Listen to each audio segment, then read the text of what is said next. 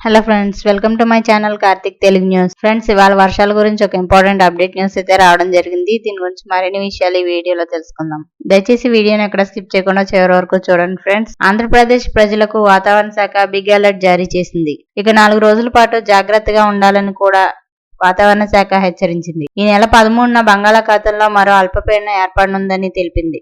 అంతేకాకుండా దక్షిణ కోస్తాంధ్ర మీదుగా ఉపరితల ఆవర్తనం ఏర్పడుతుందని వాతావరణ శాఖ స్పష్టం చేసింది. ఇక దీనివల్ల రాష్ట్రంలో 4 రోజుల పాటు వర్షాలు పడతాయని వాతావరణ శాఖ వెల్లడించింది. సోమ, మంగళవారాల్లో తేలికపాటి నుంచి మోస్తరు వర్షాలు కురిసే అవకాశం ఉందని వాతావరణ శాఖ ప్రకటించింది. అలాగే ఈ నెల 13, 14న భారీ వర్షాలు కురిసే అవకాశం ఉందని, పలు చోట్ల పిడుగులు పడే అవకాశం కూడా ఉందని ఐఎండీ అధికారులు హెచ్చరించారు. ఇక ఈ సమయంలో రైతులు చెట్ల కింద ఉండొద్దని వాతావరణ శాఖ హెచ్చరించింది. సో ఫ్రెండ్స్, ఇది అప్డేట్ న్యూస్. మరిన్ని అప్డేట్స్ కోసం ఛానల్ సబ్స్క్రైబ్ చేసుకోండి ఫ్రెండ్స్. అలాగే పక్కన ఉన్న బెల్ ఐకాన్ క్లిక్ చేసి వీలైతే ఛానల్ కు లైక్ అయితే చేయండి.